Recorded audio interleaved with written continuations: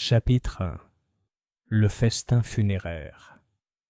Les funérailles du colonel Geoffrey Arbuthnot furent à tous égards un événement. À Rose Hill, petit village niché entre les douces ondulations des dunes et le cours lent de la rivière, de telles cérémonies revêtaient une signification sociale bien au-delà du moment mélancolique lui-même. On y assistait non seulement pour pleurer, mais pour être vu en train de pleurer, non seulement pour marquer un décès, mais pour noter, avec une grande attention, qui portait quoi, qui parlait à qui, et qui ne le faisait pas. Le colonel avait été, de son vivant, un homme d'importance. Retraité de l'armée indienne, il avait acheté le manoir de Rose Hill quelque 25 ans auparavant, installé sa sœur veuve, mademoiselle Honoria Arbuthnot, comme maîtresse de maison, et vécu par la suite une vie à la fois respectée et vaguement crainte.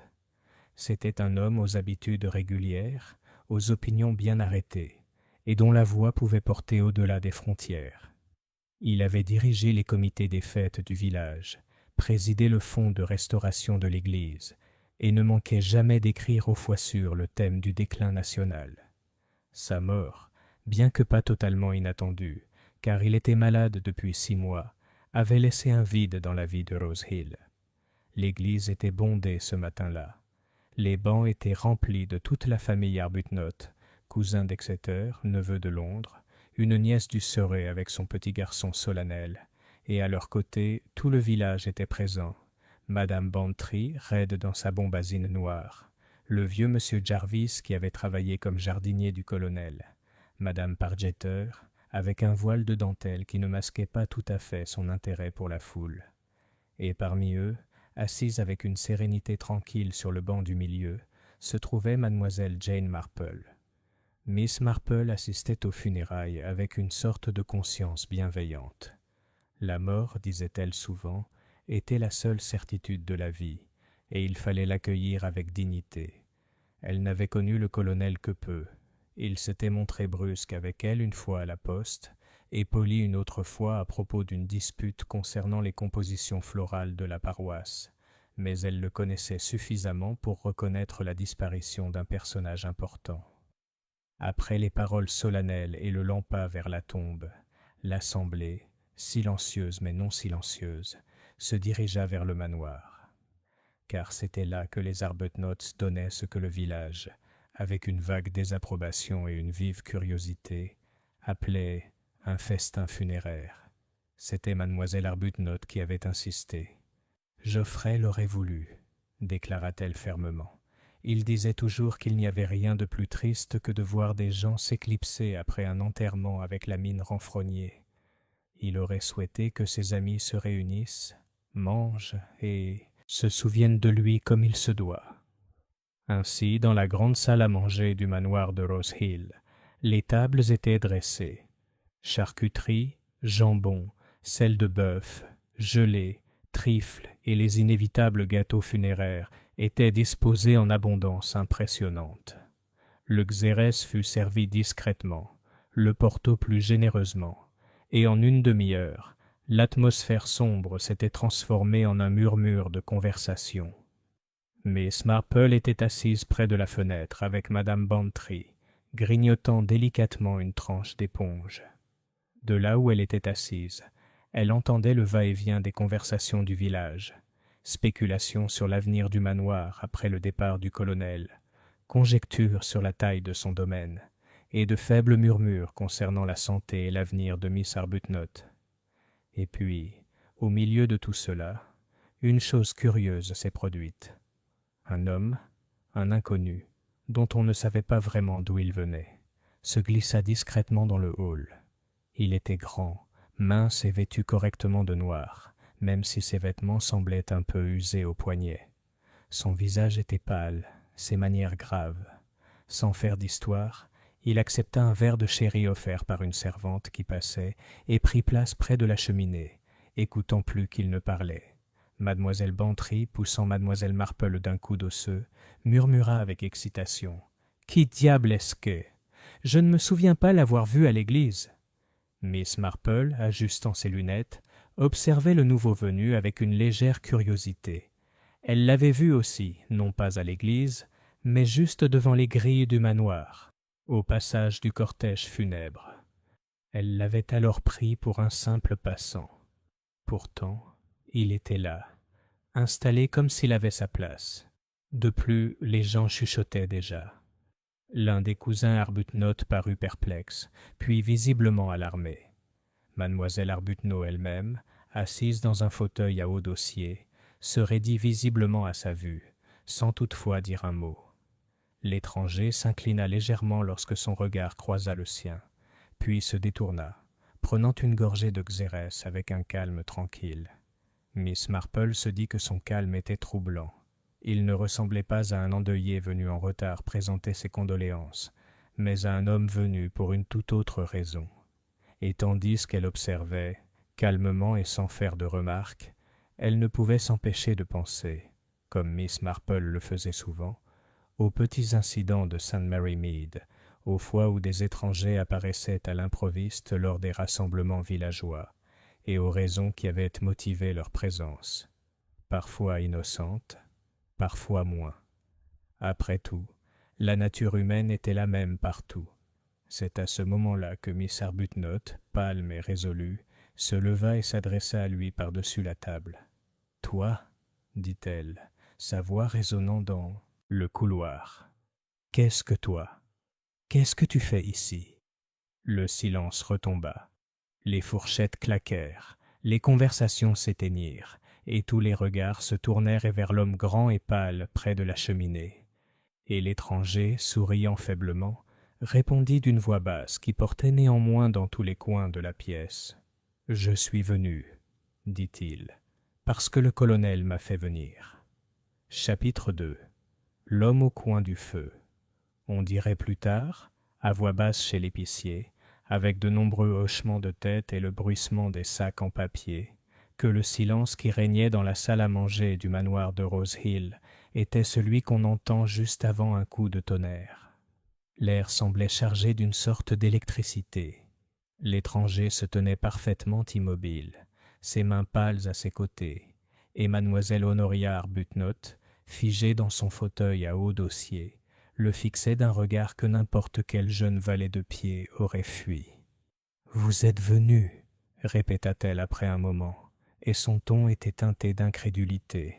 « Parce que Geoffrey vous a fait venir ?»« Oui, dit l'homme. »« Qui êtes-vous » demanda l'un des cousins, le jeune et flamboyant M. Basil Arbuthnot, dont les gilets étaient réputés pour leur audace et dont les opinions étaient encore plus audacieuses. « Comment vous appelez-vous, monsieur, et qu'avez-vous bien pu avoir avec mon oncle ?» L'étranger inclina légèrement la tête. Il avait l'allure d'un homme prudent, pensa Miss Marple. « Je m'appelle Miles Dacre, répondit-il. Je suis, ou jusqu'à récemment j'étais, clerc chez MME Fernley & Stepney, avocat. Je suis venu à la demande du colonel. » Il fouilla dans la poche intérieure de son manteau noir et en sortit un papier plié. « Il m'a écrit la semaine dernière. »« Laissez-moi voir, » dit rapidement Miss Arbuthnot, en tendant une main qui tremblait à peine. La pièce respira à nouveau lorsque le papier passa de M. Dacre à mademoiselle Arbuthnot. Elle l'ouvrit avec attention, et mademoiselle Marple, qui avait une bonne vue et une habitude ancestrale de remarquer les choses, remarqua un ou deux petits détails. Le papier portait le filigrane de Rose Hill Manor, une cravache entrelacée d'une branche de laurier, et l'écriture était audacieuse, ascétique, et indubitablement celle du colonel. Il y avait aussi une légère empreinte sur la moitié inférieure, comme si une autre feuille avait été écrite dessus, laissant des traces fantomatiques. Une bagatelle, mais les bagatelles, selon la bienveillante expérience de mademoiselle Marple, étaient souvent les gonds sur lesquels tournaient les grandes portes. Miss Arbuthnot lut, le visage pâlissant. Puis elle plia le journal, le posa près de son assiette et leva les yeux. « Il semble, » dit-elle avec un calme prudent, « que mon frère souhaitait voir M. Dacre. Pour une question d'honneur familial, écrit-il. Il lui demande de venir immédiatement. » Il y eut un émoi immédiat. Le voile de Madame Pargeter tremblait sous l'effet de sa curiosité. Le vieux monsieur Jarvis, le jardinier, marmonna quelque chose d'indistinct à propos du bon vieux temps et de choses qui reviennent se percher. Monsieur Basil Arbuthnot laissa échapper un rire bref et disgracieux. « L'honneur de la famille, dit-il. Quel mélodrame! Mon oncle aimait ces phrases démodées. » Il se tourna vers Dacre avec une bravade qui ne masquait pas totalement un certain malaise. « Et quel était cet honneur d'être si bien raccommodé, hein ?» Le visage de M. Dacre resta impassible. « Il ne l'a pas dit dans la lettre, répondit-il. Seulement que je devais me présenter au manoir et que ce moment était, je crois que c'était l'expression, essentiel. » Une légère sécheresse lui caressa la bouche. « Je suis venu dès que j'ai pu. Je suis arrivé ce matin et, ayant appris l'enterrement, j'ai attendu près du portail jusqu'au passage du cortège. Je n'avais pas voulu déranger. » Il jeta un regard à mademoiselle Arbuthnot avec une sorte d'excuse. Mais quand j'ai vu tout le monde entrer, j'ai pensé qu'il valait mieux.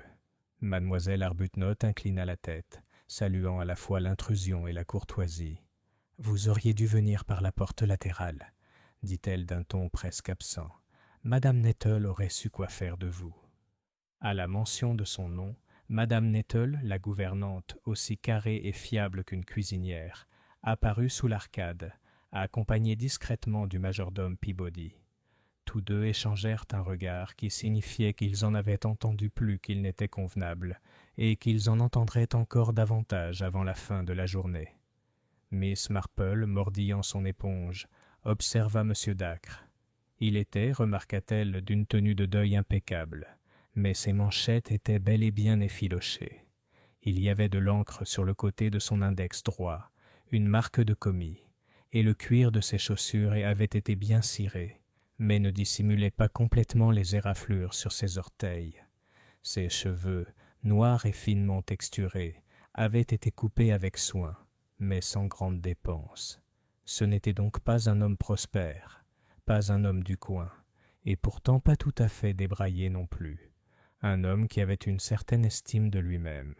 Il se tenait, pensa-t-elle, comme quelqu'un qui a appris à s'attendre à ce que les portes ne s'ouvrent pas toujours. « L'honneur de la famille », murmura madame Bantry au coude de mademoiselle Marple, à peine capable, dans son agitation, de garder une voix basse. « Ma chère Jane, qu'est-ce que cela peut bien vouloir dire, à votre avis? Pas un mariage? Pas... oh là là, pas un enfant? Les familles ont tendance à ressembler à des armoires, dit Miss Marple d'un ton doux. Chère madame Bantry, on ouvre la porte et on y trouve toujours un vêtement qui pend au fond, un peu oublié. Parfois, ce n'est qu'un vieux châle. Parfois, c'est autre chose. Un châle, en effet, dit madame Bantry à la fois offensée et ravie. Eh bien, je demanderai à madame Lasset. Elle sait toujours. Mais l'incident, si l'on peut le qualifier ainsi, ne se limita pas à une simple vague de curiosité villageoise. Il fut plus profond. Il toucha des nerfs légèrement tendus par la maladie du colonel et tira sur les liens tendus entre héritage et importance. Car Geoffrey Arbuthnot avait été un homme riche, et la propriété dans une petite localité comme Rose Hill avait la gravité d'une planète. Hommes et femmes gravitaient autour d'elle, qu'ils le veuillent ou non. « Allons, allons », dit Basil Arbuthnot d'un ton chaleureux qui ne persuada personne. « Ce n'est pas le moment de faire des mystères. Si mon oncle vous a écrit, monsieur Dacre, alors vous devez savoir quelque chose de ses intentions. »« Je ne sais rien d'autre que ce que j'ai montré, » dit monsieur Dacre.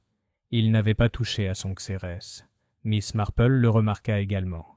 Il tenait le verre sans le regarder, comme si sa présence était simplement une question de politesse. « Il est possible, » ajouta-t-il après une brève pause, « qu'il ait souhaité me parler en mon nom. J'étais jusqu'à récemment occupé à des recherches généalogiques pour la société. »« Généalogiques » demanda mademoiselle Arbuthnot, et un véritable tremblement secoua sa voix. « Mais nous... » Geoffrey a été très clair. Nous n'avions pas besoin. « Les généalogies, » interrompit Basil avec impatience, « sont réservées à ceux qui n'ont rien de mieux à faire que de compter leur grand-père. Mon oncle avait plus de bon sens. » Il y eut un léger mouvement au bout de la table. La femme du vicaire, une petite femme au regard inquiet et d'une gentillesse qui la rendait constamment dépassée, se pencha vers le vicaire et murmura « Mais Arthur, te souviens-tu de cette histoire avec le vieil intendant et la dame espagnole ?» Son mari, homme de paix qui avait survécu à 3 curés grâce à sa dureté d'oreille, inclina la tête d'un air évasif. « Peabody, » dit soudain Miss Arbuthnot, « le café. »« Oui, mademoiselle, » dit le majordome en s'éloignant. Le café arriva et avec lui le Porto. Le Porto du colonel jouissait d'une renommée locale. Il avait été acheté en caisse à une époque absurdement lointaine, et un jour quelqu'un ayant suggéré que ce vin était meilleur en cave que dans un verre, le colonel avait décanté une bouteille et les avait fait taire. Son éclat rubis dans la carafe en cristal taillé avait été, ce jour-là, comme un vitrail. Peabody la posa alors sur le buffet avec la même révérence qu'une relique. Le bouchon rond de la carafe reposait à côté, et en dessous, sur la nappe blanche, Miss Marple aperçut le léger cerne laissé par le verre. Un cercle parfait de condensation avec une petite irrégularité, comme une entaille, sur le bord. Elle avait l'esprit clair, de telles formes lui plaisaient. Elle remarqua aussi que la carafe était posée différemment sur son plateau que lors de la dernière fête du colonel. Un souvenir bien personnel, mais tout à fait digne de confiance. L'anse était alors tournée vers la gauche. Maintenant, elle était tournée vers la droite. Basil Arbuthnot, qui aimait prendre les devants en matière de convivialité, se leva avec son verre et se dirigea vers le buffet. Il leva la carafe avec peut-être plus de pompe qu'il n'était nécessaire. « Un toast, » annonça-t-il, « à mon oncle. C'était un sportif hors pair. Il aurait bien aimé que le Porto soit distribué. Mademoiselle Arbuthnot ?» Il porta la première mesure à sa tante, puis servit le vicaire, Madame Bantry, et d'un geste théâtral, offrit la carafe à M. Dacre. M. Dacre secoua la tête presque aussitôt. « Merci, mais non. »« Pas de porc ?» rit Basile sans ménagement. « Quel drôle d'oiseau tu fais. »« J'ai mal à la tête, » dit M. Dacre, et il y avait dans sa façon de se toucher la tempe une pointe de franchise et une légère lassitude. « La marche depuis la gare. »« Tant pis pour toi, » dit Basile en se servant. Il leva son verre et tout le monde murmura comme on murmure en pareil cas. Même Miss Marple but consciencieusement, même si, pour sa part, elle préférait le thé. Peu de temps après, si peu de temps qu'on aurait pu compter jusqu'à 20 entre le moment où il avait avalé et celui où il avait succombé, Basil Arbuthnot, qui avait repris sa place, fit un mouvement étrange de la bouche, comme si le goût de quelque chose l'avait surpris. Il cligna des yeux. Sa main se porta à sa gorge. Le rouge lui monta en une horrible vague sous le hâle de ses joues. « Mon cher Basil, » dit Miss Arbuthnot, et sa voix se brisa. Il essaya de parler. Un son rauque en sortit. Ses doigts griffèrent son col. Le verre lui glissa des mains, tomba et se brisa. La tache cramoisie sur le tapis s'étendit, telle une blessure indécente. Il y eut alors des cris, les cris naturels et chaotiques d'une salle pleine de gens en détresse, soudain et soudain. Des chaises raclèrent, une assiette tomba au sol. Madame Pargeter hurla. Le vicaire, qui avait été aumônier de régiment et connaissait le ton de l'urgence, se leva avec autorité. « Laissez-le respirer, » dit-il. « Ouvrez la fenêtre. Où est le docteur Reeves ?»« Tiens, » dit le médecin du village, qui se tenait sur le seuil et parlait doucement avec Madame Nettle. C'était un homme vif et intelligent, doté de la douceur que confère la souffrance. Il fut aux côtés de Basile en un instant, s'agenouillant, desserrant la cravate, tâtant le pouls qui palpitait comme un oiseau effrayé au poignet. Miss Marple se leva à son tour, mais n'avança pas. Elle avait appris, au cours d'une longue vie, à distinguer une aide d'un obstacle. Elle observa plutôt la carafe avec son contenu précieux, la main de Peabody s'attarder puis se retirer. M. Dacre posa enfin son chéri intact sur la cheminée et recula dans l'ombre de la cheminée. Et une petite chose stupide, une mouche à viande, qui frappait la vitre avec un bruit de pendule diminué.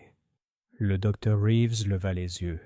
Son visage était grave, d'une manière que Miss Marple reconnaissait particulièrement.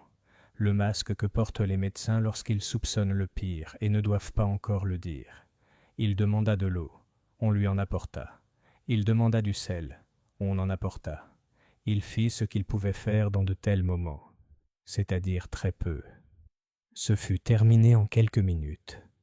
Basil Arbuthnot resta immobile, la tête légèrement penchée, la bouche entr'ouverte comme s'il était stupéfait, comme on le sentait. Le docteur Reeves se leva, s'essuya les mains et prononça ces mots qui, malgré leur familiarité, ne cessèrent jamais de peser. « J'ai peur. » Il existe un silence qui suit la mort, différent des autres. Il semble avoir du sens, occuper l'espace, repousser les meubles et déformer les tableaux. Dans ce silence, on entendait Madame Pargeter pleurer à petits sanglots aigus. On entendait aussi le souffle régulier et discipliné de Peabody et le murmure discret, semblable à une prière, du vicaire.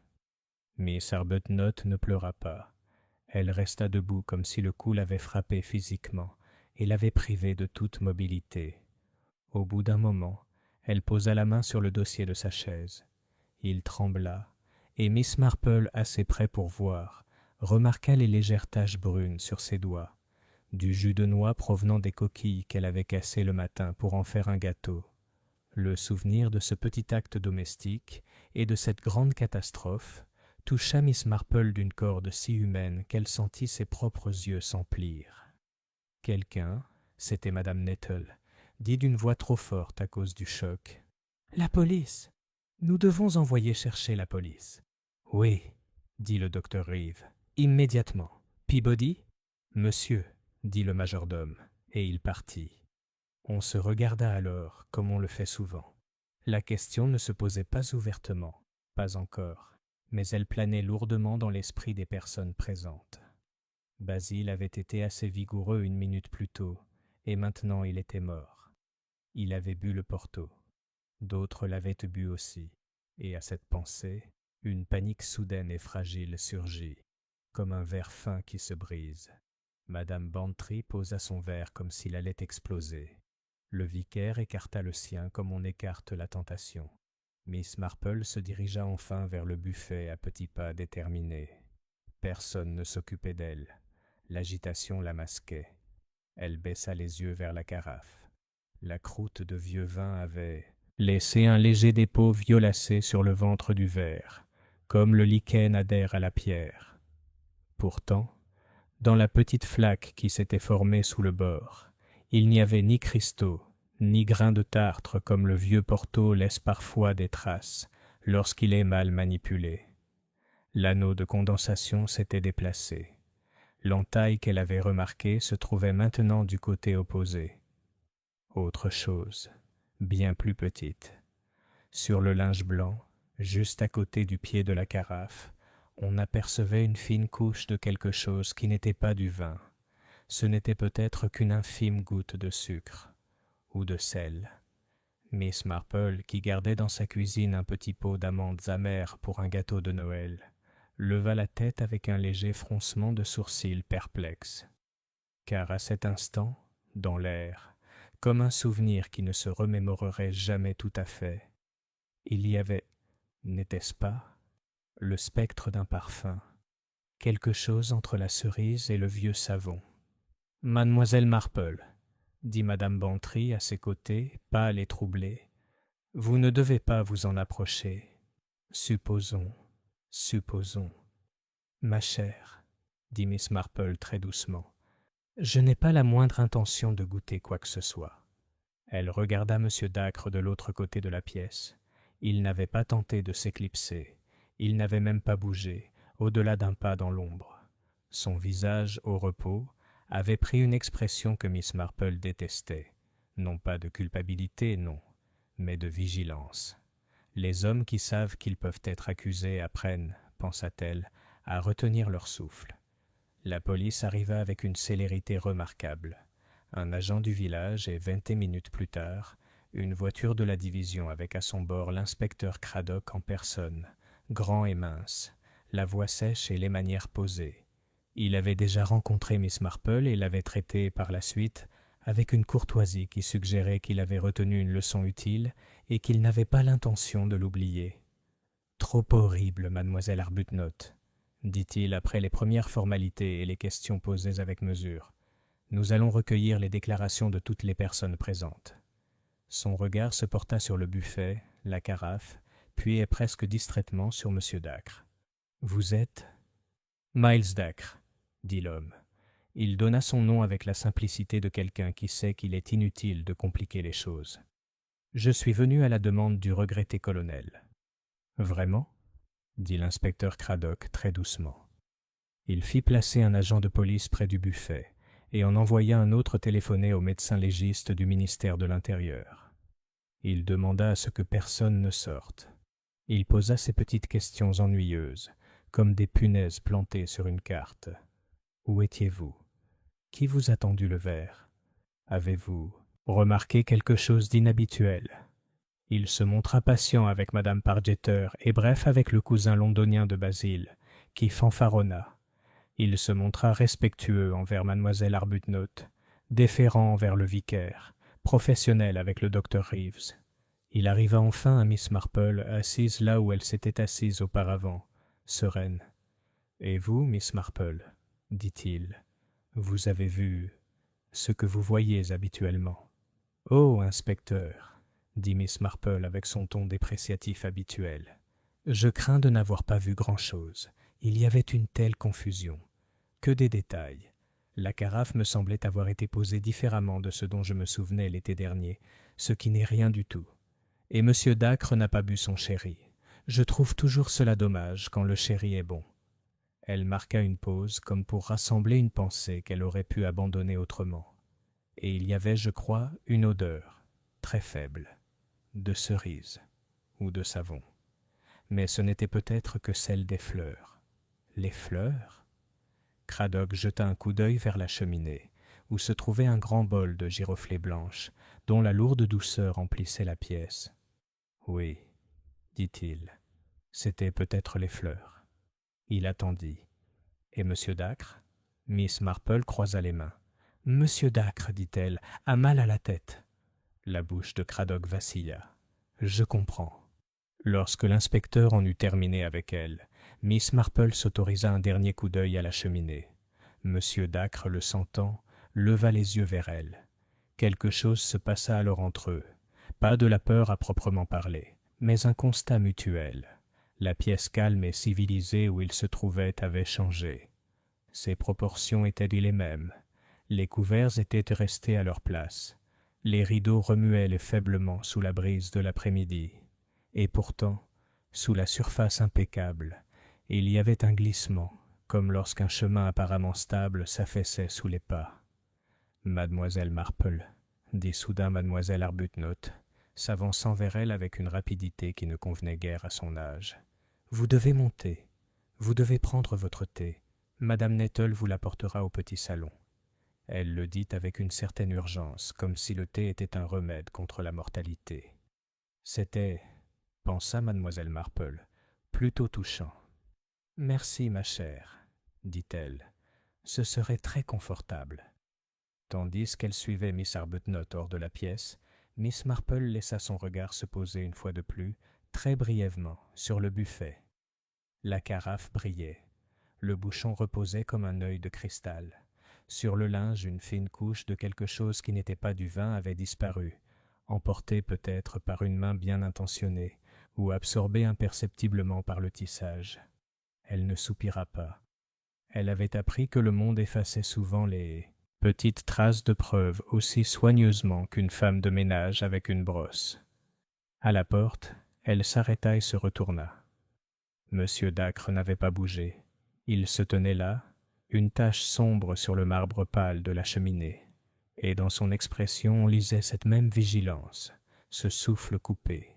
Miss Marple savait que d'autres l'avaient vu aussi. Déjà, dans les esprits habitués aux solutions simples, un schéma se dessinait. Un étranger à un festin funéraire, une lettre inconnue, un refus de Porto, un décès. Comme il serait facile de coudre ces morceaux pour en faire un vêtement appelé culpabilité. Mais les vêtements, pensait Miss Marple, étaient si souvent modifiés. On les abaissait, on les rentrait, on les retournait. Et parfois, les manches appartenaient à un costume et les boutons à un autre. Elle monta l'escalier à la suite de mademoiselle Arbuthnot, le murmure des voix s'éloignant derrière elle, et pensa très calmement que le petit monde de Rose Hill était en mouvement. Il y aurait des ragots et des peurs, de vieilles histoires seraient racontées et de nouvelles inventées. Il y aurait des vérités, peut-être, qui auraient patiemment attendu leur heure.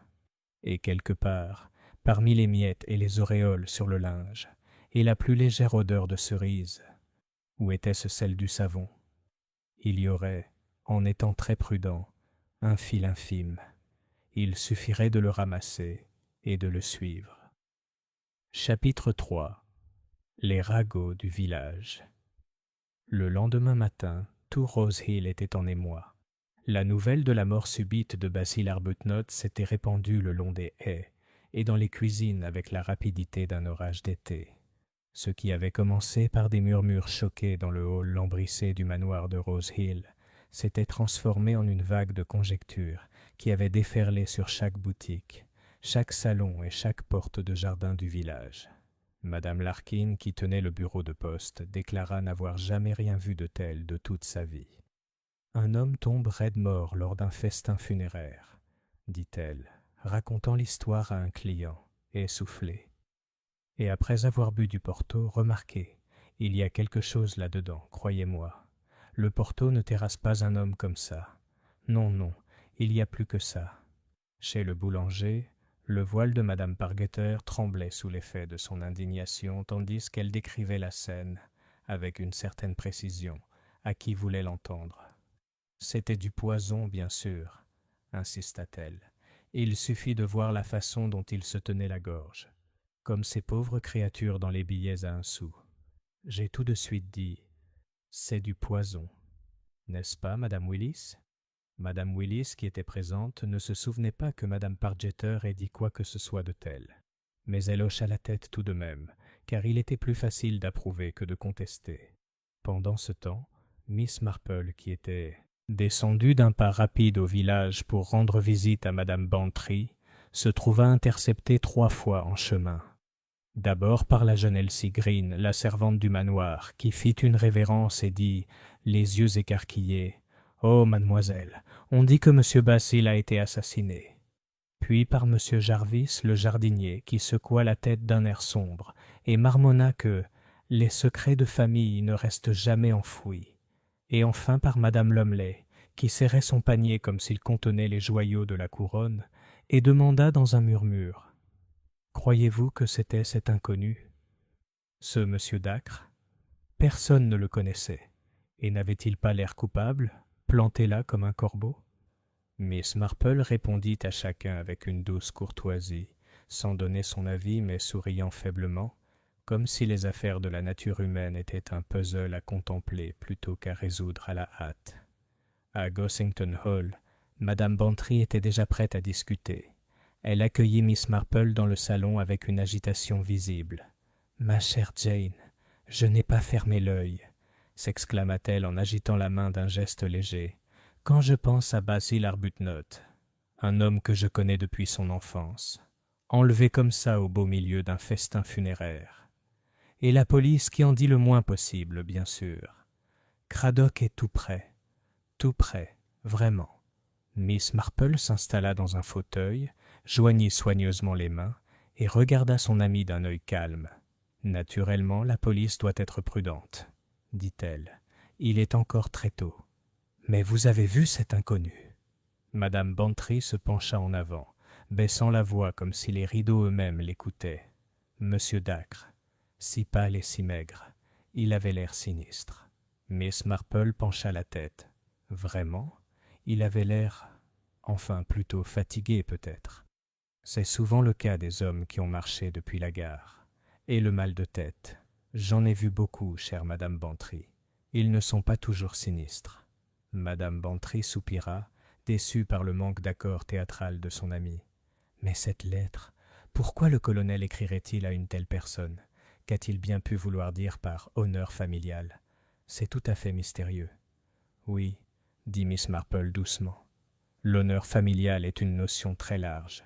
Elle peut englober bien des choses, dettes, querelles, mésalliances, ou parfois quelque chose de très insignifiant, exagéré dans l'esprit familial. Les gens ont une notion d'honneur très particulière. À ce moment-là, le colonel Bantry entra, aimable mais brusque comme toujours. « Bonjour, Miss Marple. Bonjour, Dolly. Je viens d'arriver au village. Ça grouille comme une ruche. On dirait que la moitié d'entre eux sont des experts en poison. Si Reeves n'a pas envoyé cette bouteille de Porto au laboratoire, il devrait le faire. » Les yeux de Miss Marple brillèrent d'un intérêt discret. « Il a déjà été envoyé, je crois. L'inspecteur Craddock est très minutieux. »« Bravo, » dit le colonel. « Pas comme ces types qui tirent des conclusions hâtives. Il ne se laissera pas bousculer. Remarquez, ajouta-t-il en s'installant dans un fauteuil, il devra se demander qui avait la meilleure raison de vouloir la mort de Basil Arbuthnot. On en revient toujours au mobile. À qui profite-t-il? C'est bien là la question, murmura Miss Marple. Madame Bantry eut un léger frisson d'excitation. Oh, Jane, vous ne pensez pas que ce pourrait être mademoiselle Arbuthnot elle-même? Elle avait l'air bouleversée, bien sûr, mais on ne sait jamais. Miss Marple sourit avec indulgence. Ma chère Dolly, les sœurs empoisonnent rarement leurs neveux lors des festins funéraires. C'est très gênant. Son amie parut démoralisée. Enfin, je suppose que non. Mais Miss Marple était pensive. Elle avait observé quelque chose la veille. Un détail peut-être, mais troublant. La poussière blanche près de la carafe, le curieux changement de position du bouchon, et le léger parfum dans l'air, cerises ou amandes amères. De telles choses pouvaient ne rien signifier du tout. Pourtant, elle savait par expérience que la vérité se cachait souvent dans des broutilles. Dehors, la cloche de l'église sonnait l'heure, et les enfants du village franchissaient précipitamment les grilles de Gossington Hall, leurs voix aiguës portées par la brise. Le monde continuait son cours, même à l'ombre d'une mort subite. Mais dans le silence du salon, les yeux bleu pâle de Miss Marple étaient d'une clarté éclatante. Elle en avait vu assez pour savoir que la tragédie de Rose Hill ne faisait que commencer. Chapitre 4.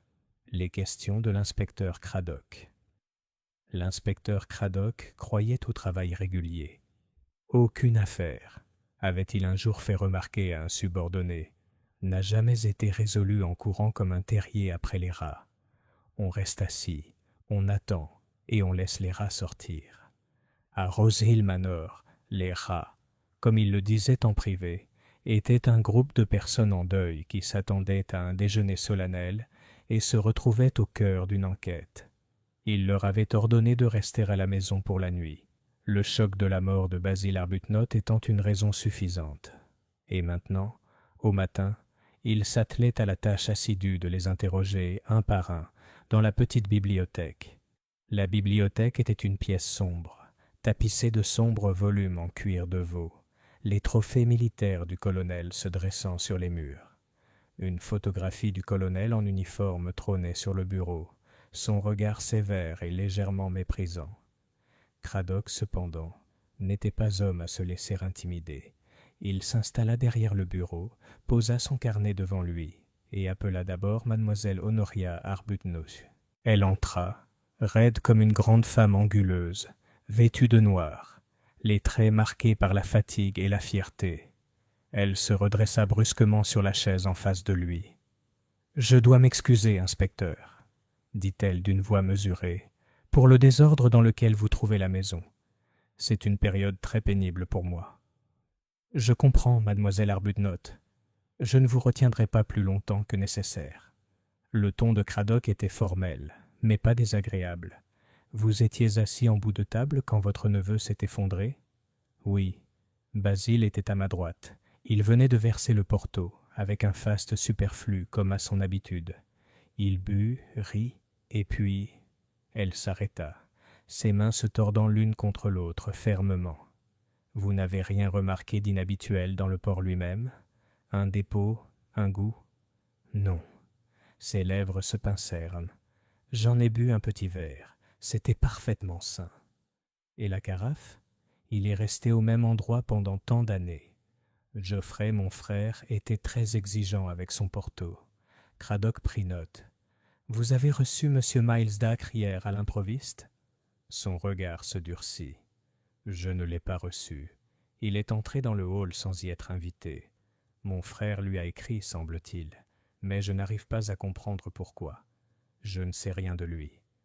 Pourtant, vous avez reconnu la lettre » Je pouvais difficilement nier l'écriture. C'était celle de Geoffrey. Cradock hocha la tête. Il la congédia gentiment, mais ces derniers mots restèrent gravés dans sa mémoire. Je ne peux pas imaginer pourquoi. Puis vint le docteur Reeves, vif et soigné, son attitude mêlant lassitude et détachement professionnel. « Poison, inspecteur, » dit-il sans attendre les questions. Les symptômes étaient clairs. Constriction de la gorge, rougeur, malaise. Mais je ne pouvais en certifier la cause sans analyse. Vous soupçonnez du cyanure? Oui. Il y avait une légère odeur, d'amande. Très faible, mais je pensais l'avoir détectée. Si c'est le cas, le laboratoire le confirmera. Mais comment elle est arrivée dans le verre de Basil Arbuthnot? C'est votre affaire. Et vous n'avez rien vu qui indique une falsification? Le médecin secoua la tête. Rien. Mais il a dû être introduit dans ce verre. D'autres ont bu du porto et personne n'a été affecté. Cradock tapota son crayon. Ça réduit le champ.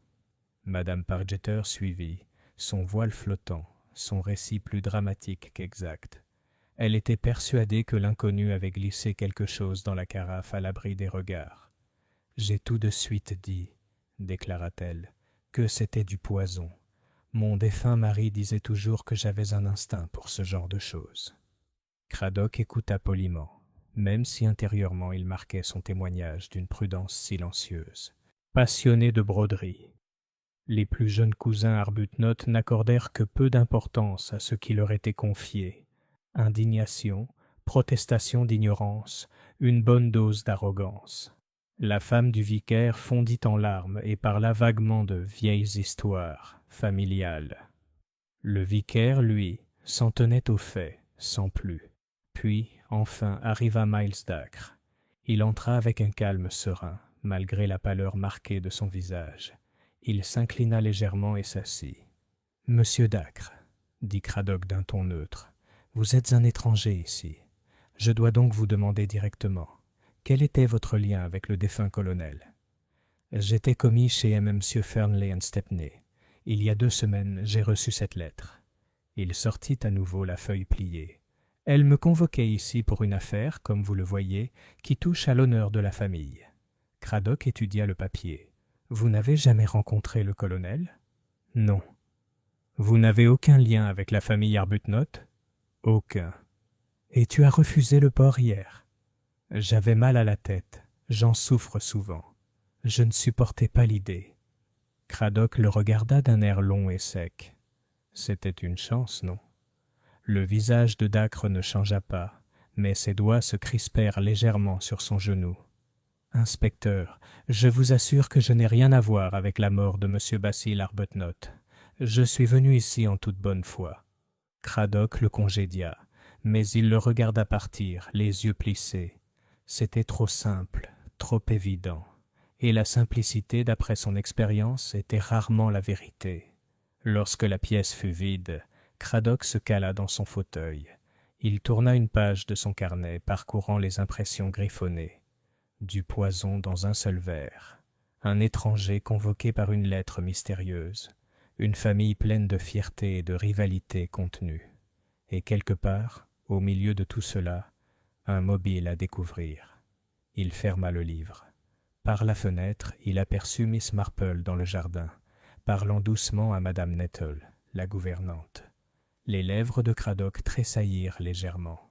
Il avait appris que là où Miss Marple choisissait de regarder, il était sage d'être attentive, car elle remarquait ce que les autres ignoraient. Et déjà, même si elle ne le dirait jamais à voix haute, Miss Marple avait aperçu une petite fissure dans la façade polie du manoir Rose Hill. Chapitre 5. Le thé avec la gouvernante Miss Marple était une fervente adepte du thé. Non seulement il calmait les nerfs et calmait l'esprit, Mais il avait aussi, d'après son expérience, la vertu de délier les langues. Une tasse de thé dans une cuisine tranquille pouvait révéler plus de vérité que des heures d'interrogatoire formel. Ainsi, lorsque Madame Nettle, la gouvernante de Rose Hill Manor, la pressa de venir s'asseoir comme il se doit dans la chaleur des quartiers des domestiques, Miss Marple accepta immédiatement. La cuisine du manoir était une longue pièce dallée, fraîche même en été, avec des casseroles en cuivre brillantes et un léger arôme de pain cuit flottant dans l'air.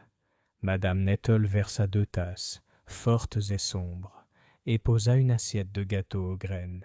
« Vous me pardonnerez, mademoiselle, dit-elle en s'asseyant lourdement, mais je n'ai pas eu un instant de répit depuis hier. C'était choquant, monsieur Basil tombant comme ça, vraiment choquant. » Miss Marple remuait doucement son thé. « Oui, très affligeant.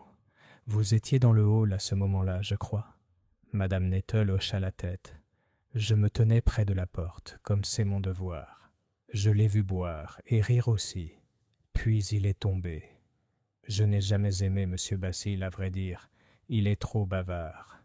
Mais personne ne mérite de partir comme ça. »« Pas du tout, » dit doucement Miss Marple. « Dites-moi, Madame Nettle, le Porto était-il toujours conservé de la même façon ?»« Oh oui, mademoiselle.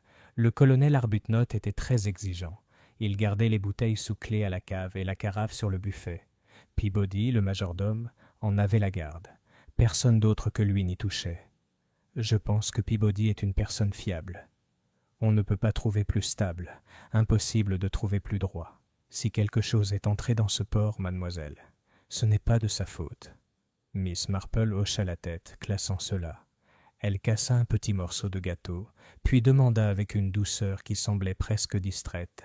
« Et que pensait la maisonnée de monsieur Basil? Il était, je crois, un visiteur fréquent. » Madame Nettle pinça les lèvres. Trop souvent, toujours à l'affût de ce qu'il obtiendrait au décès du colonel. Il avait une façon de parcourir les pièces, regardant les choses comme si elles étaient déjà à lui. Mademoiselle Arbuthnot détestait ça, même si elle ne le disait jamais à voix haute. Et les cousins ne l'aimaient pas non plus. Il avait la langue bien pendue, mademoiselle, et aimait agacer les gens. Il avait aussi des dettes. Je l'ai entendu se disputer avec le colonel à propos d'argent. Des dettes ? Des dettes de cartes, disait-il, et des chevaux. Toujours à parier, il n'était pas stable. Le regard de Miss Marple était d'une grande douceur, mais elle voyait, comme souvent, plus que ce qui était dit. Elle vit la ligne de désapprobation sur les lèvres de Madame Nettle, le léger regard nerveux vers la porte de l'office, comme si même ici, dans le sanctuaire des quartiers des domestiques, il fallait se méfier des oreilles indiscrètes. « Et ce monsieur Dacre ?» demanda-t-elle après une pause. « Comment vous a-t-il frappé ?» La gouvernante eut un petit rire. « Un étranger au mauvais endroit, mademoiselle. Il avait l'air mal à l'aise, mais pas coupable, à mes yeux. Il n'a rien mangé, à peine bu une gorgée. Il est resté planté là, comme une ombre. Mais oh, la façon dont mademoiselle Arbuthnot l'a regardé quand il est entré, comme si elle avait vu un fantôme. » « Un fantôme ? C'est ce que j'ai pensé à l'époque. Elle était pâle comme du papier, même si elle l'a vite recouvert. Mais je l'ai vue, mademoiselle, clairement. » Miss Marple prit une autre gorgée de thé. « Oui, l'honneur familial peut être une affaire très importante. » Elle laissa la remarque s'évanouir, comme si ce n'était qu'une pensée à voix haute. Madame Nettle, rassurée, se mit à bavarder plus librement sur les préparatifs du festin funéraire, les allées et venues du personnel, les particularités des habitudes du colonel. De petits détails, aurait-on pu le croire. Pourtant, pour Miss Marple, il formait un schéma, vague, incomplet, mais un schéma néanmoins. Lorsqu'elle se leva enfin pour partir, Madame Nettle la suivit jusqu'à la porte. « Croyez-moi, mademoiselle, dit-elle à voix basse, cette affaire est loin d'être terminée. Loin de là. Il y a des secrets dans cette maison, de vieux secrets, et maintenant, ils sont révélés. » Miss Marple lui tapota gentiment la main. « Oui, ma chère, c'est généralement le cas. » Dehors, le jardin était silencieux, les rosiers tardifs secouant leurs lourdes têtes au vent. Miss Marple marqua une pause, le regard fixé sur les hautes fenêtres du manoir. Quelque part derrière elle, l'inspecteur Craddock aiguisait ses questions. Mais Miss Marple savait que la vérité lui échappait souvent, non pas sous la pression, mais autour d'un thé et d'un gâteau aux graines. Et tandis qu'elle retournait vers sa chaumière au village, elle songea avec un léger sourire que l'histoire de la mort de Basil Arbuthnot ne se résumait plus seulement au verre de vin. Elle parlait des gens, de leur vanité, de leurs querelles, de leurs dettes et de leur loyauté. Et là, elle se sentait en terrain connu. Chapitre 6. Le verdict du laboratoire. L'inspecteur Craddock n'était pas un homme qui se laissait facilement surprendre, mais même lui a admis plus tard que le rapport du laboratoire l'avait fait réfléchir. Elle arriva en fin d'après-midi, remise par un agent de police encore rouge de sa balade à vélo. Craddock déchira aussitôt l'enveloppe, parcourant l'écriture officielle impeccable. Ses yeux se plissèrent, puis il expira doucement par le nez. « Cyanure », dit-il à voix haute, bien que seul le sergent Fletcher soit présent dans la pièce pour l'entendre. Le sergent s'agita, mal à l'aise. « Alors, c'était du poison, monsieur ?»« Oui, du cyanure, sans aucun doute. Il y avait un résidu dans la carafe à Porto, quoique très léger. Le contenu du verre de M. Basil Arbuthnot contenait une concentration plus élevée. » Le sergent fronça les sourcils. « Alors le poison a été ajouté après avoir versé le verre ? » « C'est une possibilité, » dit Craddock sèchement. « Une autre possibilité est qu'il ait été introduit dans la carafe, mais mal mélangé. Le vieux Porto peut être épais au fond, vous savez. Une dose aurait pu y couler et n'être retirée qu'à la fin. » Le sergent Fletcher semblait sceptique. « D'autres n'auraient-ils pas remarqué un goût, monsieur ? » « C'est possible, » approuva Craddock. « Le cyanure laisse un goût amer. Mais bon. » Il tapota pensivement le papier. Ça dépend de la façon dont il a été camouflé. Ils regardèrent tous deux vers la table d'épreuve, où se trouvait la carafe, sous-scellée. Son contenu rubis brillait faiblement dans le soleil couchant, d'une innocence trompeuse. « Qui y avait accès ?» a demandé Fletcher. « Peabody, le majordome, jure qu'il n'a jamais quitté sa garde. Mais nous savons comment fonctionnent les ménages. Les portes s'ouvrent, les domestiques vont et viennent. Et n'oublions pas, le colonel était malade depuis des mois. Il aurait pu y avoir des occasions avant hier. » Fletcher se gratta la tête. Alors la cible était peut-être le colonel lui-même ? Craddock lui lança un regard noir. « C'est exactement ce que je me demandais. » Il se leva et traversa lentement la pièce. Imaginez que le poison soit destiné au colonel. Imaginez qu'il attende dans le port, et que par hasard, Basil soit celui qui boive le verre fatal. Cela changerait considérablement la donne. À cet instant, la porte s'ouvrit et Miss Marple entra discrètement. Craddock, bien que peu habitué aux visiteurs amateurs en pleine enquête officielle, ne protesta pas. Il avait appris, avec Miss Marple, que résister était peine perdue. « J'ai entendu dire, » dit-elle doucement, « que le rapport du laboratoire était arrivé. » Craddock la regarda avec un amusement ironique. « Et comment avez-vous entendu ça, Miss Marple ?»« Oh, mon cher inspecteur, on entend toujours des histoires dans un village. Madame Nettle parlait au garçon épicier, et il a parlé d'un agent de police à vélo. Et puis, bien sûr, Madame Bantry a rencontré le garçon sur le chemin. C'est vraiment très simple. » Craddock esquissa un léger sourire. « Oui, eh bien, ça confirme ce que nous soupçonnions tous les deux. Du cyanure. » Miss Marple inclina la tête. « Oui, j'ai cru sentir une odeur, très faible. Des cerises, vous savez. C'est très désagréable. Êtes-vous d'accord avec moi, alors ?» demanda Craddock. Basil n'était peut-être pas la victime visée ? Miss Marple croisa les mains. « C'est fort possible. Le poison, voyez-vous, est l'arme des lâches, ou du moins celle des personnes prudentes. On s'en sert quand on est sûr de son terrain. Basil Arbuthnot, je crois, inspirait plus d'aversion que de haine. C'était une nuisance, pas un danger. Mais le colonel... » Elle marqua une pause délicate. Le colonel avait des ennemis. On le voyait à la façon dont on parlait de lui, avec un mélange de respect et de ressentiment. Craddock l'observa avec perspicacité. « Vous avez peut-être raison, Mais si le colonel était la cible, pourquoi a-t-il écrit cette curieuse lettre à Miles Dacre? L'honneur de la famille, assurément. Savez-vous ce que cela signifie, Miss Marple? Elle lui adressa un léger sourire. L'honneur familial, inspecteur, peut signifier presque tout. Il peut couvrir une dette, un enfant gênant, ou simplement le linge qu'on préfère garder à la maison. Les familles sont très étranges à ce point-là. Cradock renifla. À vous entendre, on dirait que la moitié de la paroisse pourrait être éligible. Tout à fait, dit Miss Marple sereinement. Il la regarda un instant, puis se tourna vers la carafe scellée. Eh bien, une chose est sûre. Que Basil ait été la victime visée ou non, quelqu'un dans cette maison en sait plus que ce qu'ils nous ont dit, et j'ai bien l'intention de découvrir qui. Miss Marple se leva et lissa son châle. Oui. Et si je puis me permettre, inspecteur, c'est souvent la plus petite remarque, le plus infime oubli, qui révèle la vérité. On ne peut pas s'en empêcher, on laisse des traces. Elle le quitta alors et sortit lentement dans le couloir sombre. Cradock la regarda partir avec un mélange d'irritation et d'admiration réticente. « Elle le verra avant moi, » murmura-t-il. « Elle le voit toujours. » Et dans le silence qui suivit, la lueur rubis du porc empoisonné sembla brûler plus intensément, comme pour se moquer de toutes les tentatives de percer son secret. Chapitre 7. Murmures à la porte. À Rose Hill, nul besoin de chercher les ragots. Ils vous parvenaient, portés le long des chemins et par-dessus les haies des jardins, généralement avec plus de subtilité que nécessaire. Miss Marple, qui avait depuis longtemps appris l'art d'écouter sans en avoir l'air, se mit à faire ses douces tournées dans le village.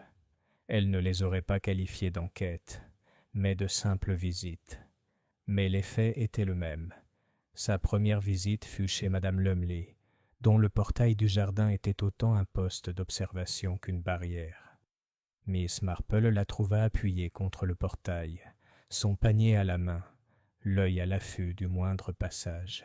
« Ma chère Miss Marple, » dit-elle aussitôt, « quelle chose épouvantable, vraiment épouvantable. Basil Arbuthnot a terrassé la table même. J'ai dit à mon mari hier soir, s'il y a jamais eu un jugement, c'est bien celui-là. Car ce n'était pas un homme bienveillant, vous savez. » Miss Marple inclina la tête avec sympathie. « C'est ce que j'ai entendu dire. Toujours aussi rusé avec les commerçants, » poursuivit madame Lumley avec enthousiasme. « Et il avait des dettes, c'était évident. On murmurait, oh oui, on en entendait, qu'il empruntait aux villageois. De petites sommes, certes, mais jamais remboursées. En effet, madame Toller, à la boutique, lui a prêté 5 livres l'année dernière. Elle me l'a dit elle-même. Il a promis de les rendre la semaine suivante, mais il ne l'a jamais fait. Toujours la promesse de gain. » Les yeux de madame Lumley brillaient. « Et puis il y a eu ce problème avec le palefrenier aux écuries. Une histoire de cheval vendue sous de faux prétextes. Une sale affaire. » Miss Marple murmura son assentiment. C'était exactement le genre de petite malhonnêteté mesquine qui érodait la bonne volonté, mais qui menait rarement au meurtre. Malgré tout, c'était utile de le savoir. Elle remercia madame Lumley et poursuivit son chemin, s'arrêtant ensuite au presbytère. Madame Lasset, l'épouse du pasteur, l'accueillit à la porte, l'air impatient de se confier. « Oh, Miss Marple, entrez, allez. Je suis tout à fait perturbé, je vous assure. Une telle chose dans notre petit village. Le pauvre colonel n'est pas encore dans la tombe, et maintenant Basil, disparu de façon si horrible. » Ils s'installèrent autour d'un thé, et bientôt madame Lasset se pencha en avant. « Entre nous, je crois que mademoiselle Arbuthnot en sait plus qu'elle ne veut bien le dire. Vous avez vu son visage, n'est-ce pas, quand M. Dacre est apparu? Comme si elle avait vu revenir quelqu'un depuis longtemps enterré. »« Oui, » dit Miss Marple pensivement, « j'ai remarqué quelque chose de ce genre. » Madame Lasset baissa la voix. « Il y a une vieille histoire, vous savez. Je n'aime guère la répéter, mais... Eh bien, il y a bien des années, avant que Geoffrey Arbuthnot n'achète le manoir, on parlait d'une relation à l'étranger. Une dame en Espagne, ou était-ce en Italie? On ne savait jamais avec certitude. On disait que le colonel avait laissé... » Elle s'arrêta les joues roses. « Eh bien, vous savez ce qu'ils ont dit. » Le regard de Miss Marple était doux. « Les enfants sont parfois laissés pour compte, » dit-elle doucement. Madame Lasset hocha la tête avec ferveur. « Exactement. Et même si l'affaire a été étouffée, ces choses-là ne disparaissent pas complètement. Honneur familial, Miss Marple. C'était bien la phrase de la lettre, n'est-ce pas? On peut se le demander. Miss Marple n'insista pas, mais en rentrant chez elle par le chemin, elle réfléchit attentivement. Miles Dacre, clerc dans une étude de notaire. Une lettre le convoquant pour l'honneur de la famille. Une sœur qui avait pâli à sa vue. Et sous tout cela, le faible murmure d'un vieux scandale, depuis longtemps enfoui, mais pas oublié. Près du cimetière, elle rencontra Elsie Green, la jeune servante du manoir. Elsie fit une brève révérence. « Bonjour, mademoiselle. »« Oh, mademoiselle, c'est terrible, non? On a tellement peur à la maison. Peabody dit que la police reprendra les dépositions ce soir. » Et madame Nettle dit... Elle s'interrompit brusquement, se mordant la lèvre. « Oui, mon enfant ?» l'encouragea doucement Miss Marple. Elsie hésita, puis laissa échapper. « Eh bien, mademoiselle, madame Nettle dit avoir vu monsieur Basil lui-même s'approcher du buffet avant le dîner. Juste un instant, quand personne ne regardait. Elle a dit que c'était comme s'il cherchait quelque chose. Mais quand elle le lui a demandé, il s'est contenté de rire. Et maintenant ?» La jeune fille frissonna. « Et maintenant, il est mort. » Miss Marple posa doucement la main sur son bras. « Merci, ma chère. C'est très utile. » Tandis qu'Elsie s'éloignait précipitamment, Miss Marple resta un long moment devant le porche, le bruissement des feuilles d'automne au-dessus de sa tête. Un homme qui avait touché à la carafe de Porto, une lettre sur l'honneur familial, une mort soudaine qui ne lui était peut-être pas destinée. Lentement, comme des fils qui se tissent pour former un motif, le tableau se formait. Il n'était pas encore complet, loin de là. Mais l'instinct de Miss Marple lui disait que la tragédie de Rose Hill avait des racines bien plus profondes qu'un simple verre de Porto empoisonné. Et quelque part, sous les couches de ragots et de fierté, se trouvait une vérité que quelqu'un dans le village tuerait pour garder cachée. Chapitre 8. La question de l'héritage. L'inspecteur Craddock avait appris depuis longtemps que l'argent était un mobile du crime, aussi puissant que la jalousie ou la vengeance. Lorsqu'un homme riche mourait, surtout un homme de la trempe du colonel Arbuthnot, les répercussions se faisaient sentir, et pas seulement par des lamentations. C'est dans le bureau du notaire de Marleycombe que Craddock était assis, une liasse de papiers devant lui. Maître Preston, le notaire de la famille Arbuthnot, était un homme soigné et sec, portant des lunettes qui brillaient à la lumière. Il parlait sans émotion, comme si réciter des chiffres était un sacrement. « La succession du défunt colonel est considérable, » dit-il. « Le manoir de Rose Hill, bien sûr, et certains investissements, certains judicieux, d'autres moins.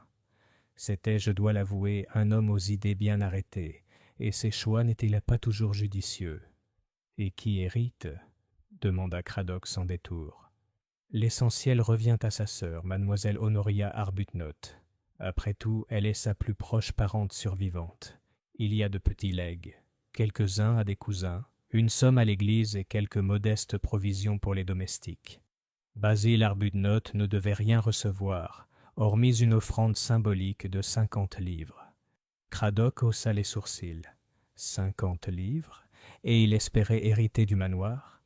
Monsieur Preston esquissa un mince sourire. Monsieur Basil attendait beaucoup de choses, inspecteur. Le colonel a été très clair dans son testament. Il considérait son neveu comme peu fiable. Un joueur, un gaspilleur. Il m'a dit lui-même, il y a un mois à peine, qu'il préférerait voir le manoir tomber en ruine plutôt que de le confier à Basil. Cela a dû provoquer de l'amertume. Tout à fait. J'ai entendu des voix s'élever ici, dans ce bureau, il y a moins de 3 semaines.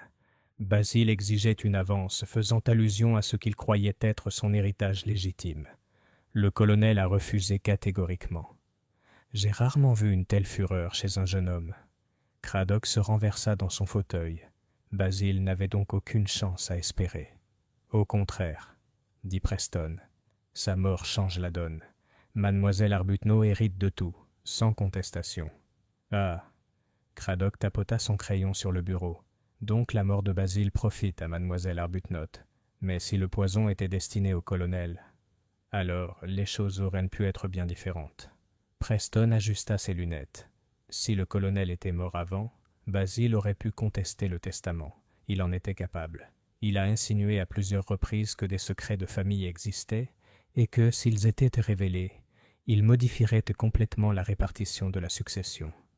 L'attention de Cradock s'intensifia. Des secrets de famille? Oui, il n'a jamais rien précisé. Mais il a parlé de droits bafoués et de lignées ignorées. J'ai mis ça sur le compte de fanfaronnade, même s'il semblait convaincu. L'inspecteur remercia l'avocat et prit congé, retournant lentement vers la voiture.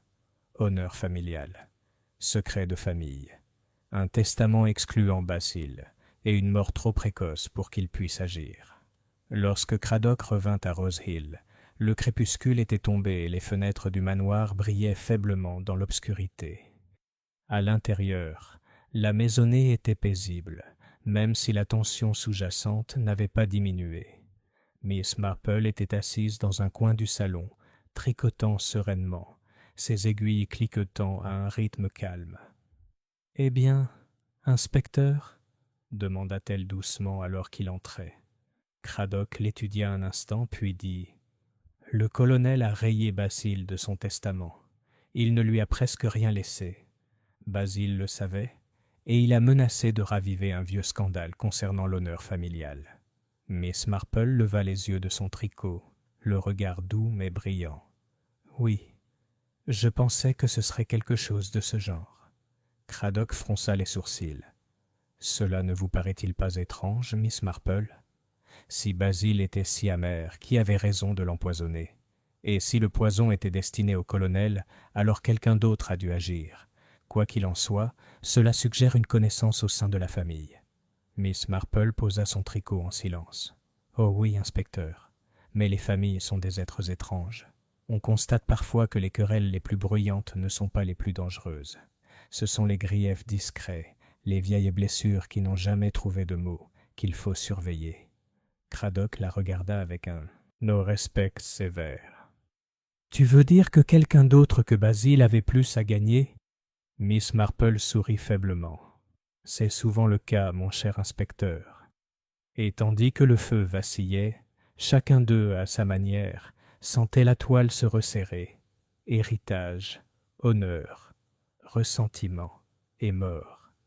Les fils se resserraient. Chapitre 9.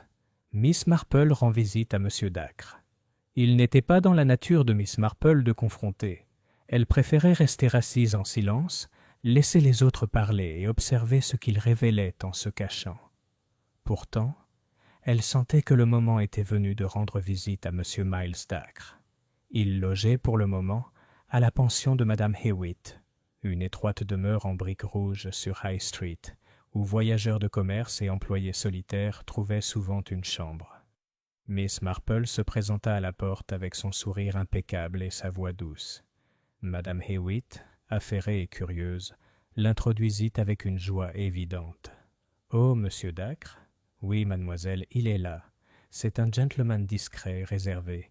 Il lit beaucoup dans sa chambre. Très poli, cependant, pas comme certains jeunes gens qui claquent à les portes. Je vais le chercher. » Quelques instants plus tard, Miles Dacre apparut. Il paraissait encore pâle et las, mais sa courtoisie était irréprochable. Il s'inclina légèrement. « Mademoiselle Marple, que me vaut cet honneur ? » « J'ai pensé, » dit Miss Marple d'un ton doux, « qu'après les événements pénibles d'hier, vous apprécieriez un peu de compagnie. Ces moments sont très éprouvants pour un étranger. » Il esquissa un léger sourire. « C'est gentil à vous. Asseyez-vous, s'il vous plaît. » Ils s'installèrent dans le petit salon. Madame Hewitt avait déposé un plateau de thé léger et de biscuits rassis, dont Miss Marple fit l'éloge avec enthousiasme, comme à son habitude. Puis elle se tourna tout doucement vers M. Dacre. « Vous avez dû trouver le festin funéraire très difficile, » dit-elle. « Oui, » admit-il.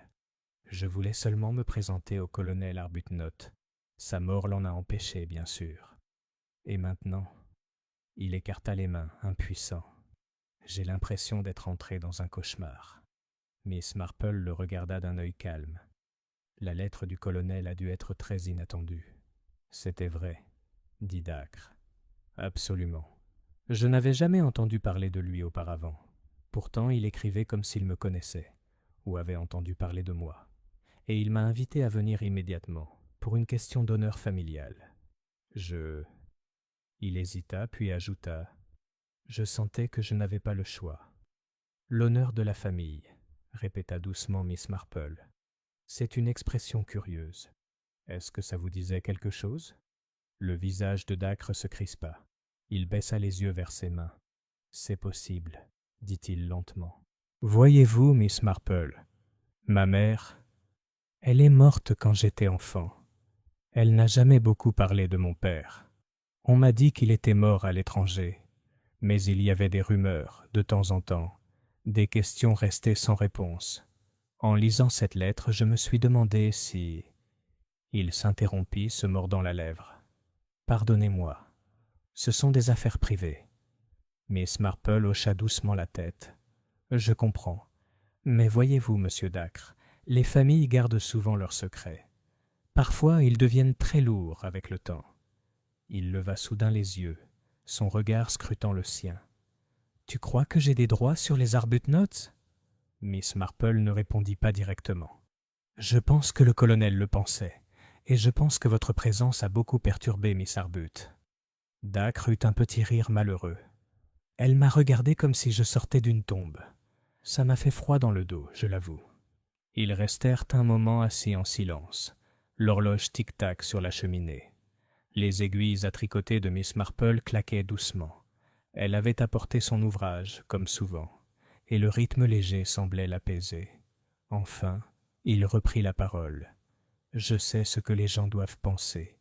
Un inconnu, arrivant à un enterrement, puis une mort par empoisonnement. C'est le genre de roman de pacotille. Mais je vous jure, Miss Marple, je n'y suis pour rien. Je souhaite seulement connaître la vérité sur qui je suis. » Miss Marple leva les yeux, son expression bienveillante mais très pénétrante. « Oui, monsieur Dacre. Et parfois la vérité est précisément ce que quelqu'un d'autre souhaite enterrer. » Il n'ajouta rien, mais son regard lui indiqua qu'elle avait touché une corde sensible. Elle se leva peu après, le remerciant poliment et le laissant à ses pensées.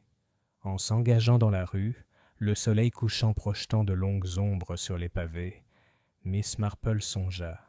Si Miles Dacre était bel et bien lié aux Arbuthnot par le sang, alors son existence même pouvait menacer des héritages, des réputations et des secrets soigneusement cachés.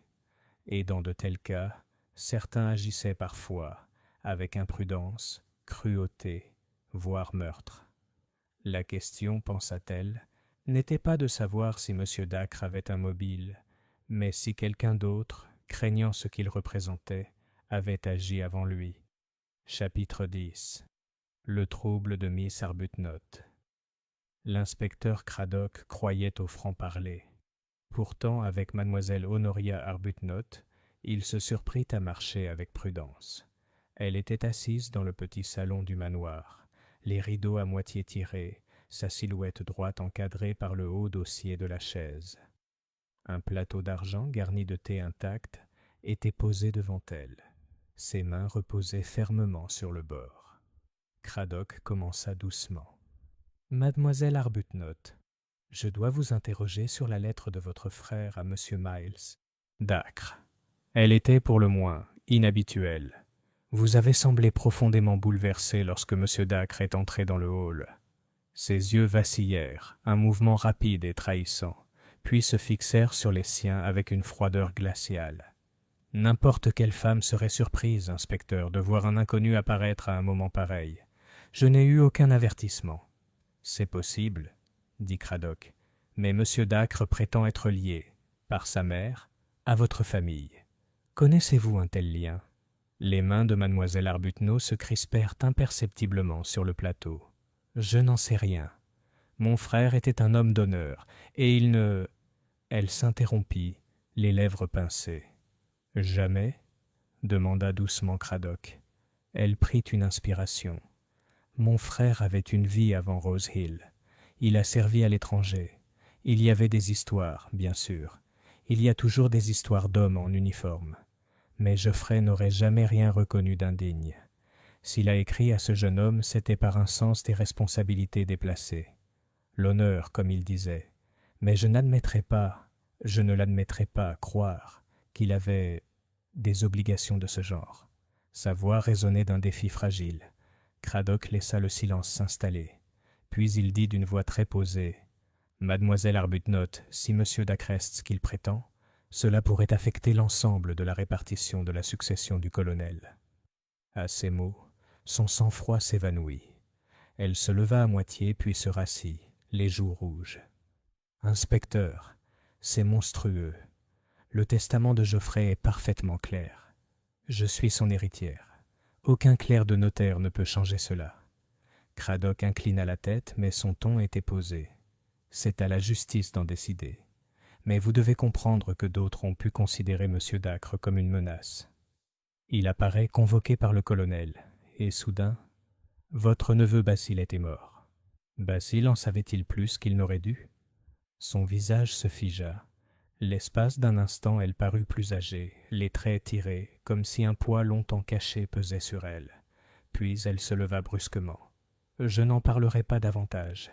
Je suis souffrante. Vous pouvez parler à mon avocat, s'il vous plaît. » Cradock la regarda partir, remarquant la rigidité de ses épaules.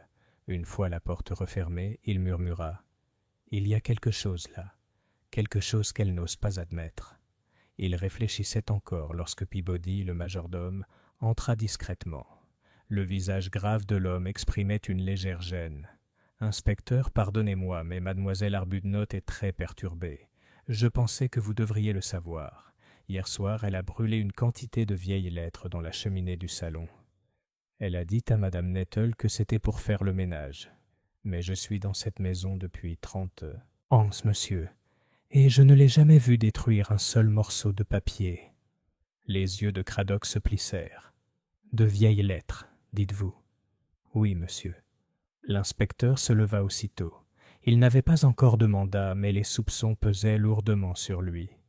Lettres brûlées, un inconnu avec une créance, un héritage menacé et une mort subite à table. Le scénario se resserrait. Et dehors, invisible pour Cradock, Miss Marple marchait lentement le long de l'allée du jardin, son tricot sous le bras.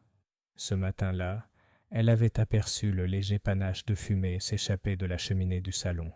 Elle avait alors pensé à la façon dont les familles tentaient si souvent de détruire le passé, et à la fréquence à laquelle, d'après son expérience, le passé refusait de rester enfoui. Chapitre 11. Un deuxième choc. Le village de Rose Hill reprenait à peine son souffle après la mort subite de Basil Arbuthnot, lorsqu'un autre incident le perturba encore davantage. Il se produisit tard, par une soirée humide, de celle qui emprisonnait la brume dans les haies et ternissait la lueur des lampes aux fenêtres des chaumières. Au manoir de Rose Hill, l'inspecteur Cradock avait insisté pour que la maisonnée reste sous surveillance. Un agent patrouillait dans l'allée, un autre était posté à la porte de la cuisine. Pourtant, les précautions ne peuvent empêcher ce qui se cache à l'intérieur. Ce fut Peabody, le majordome, qui donna l'alerte. Entrant dans le petit bureau où mademoiselle Arbuthnot passait ses soirées ces derniers temps, il la trouva affalée dans la chaise haute près du bureau, le visage pâle, la main posée sur une tasse de thé renversée. Une légère odeur âcre flottait dans l'air. En quelques minutes, la maison était en émoi. Madame Nettle accourut, Elsie Green hurla, les cousins vociférèrent, et Cradock en personne arriva, le docteur Reeves sur ses talons. Le médecin se pencha vivement vers mademoiselle Arbuthnot, lui tâtant le pouls et vérifiant sa respiration. Après un moment de tension, il se redressa. « Vivante, » dit-il. « Vivante, mais fortement dosée. On a ajouté quelque chose à son thé. » Cradock serra les dents. « Encore du poison ?» Le médecin hocha la tête. « Une dose plus faible cette fois. Elle pourrait guérir avec du repos et un traitement. Mais si elle avait vidé la tasse... » Il secoua la tête. Miss Marple, assise tranquillement dans le petit salon avec son tricot, accourut aussitôt. Elle baissa les yeux sur le visage blême de Miss Arbuthnot, puis sur la tasse couchée. Son regard s'attarda sur le plateau. Une théière en argent, 2 tasses et une assiette de biscuits intacts. Une seule tasse portait au fond un léger halo de liquide, plus foncé que du thé ordinaire. « Qui a apporté ce plateau ?» demanda Craddock.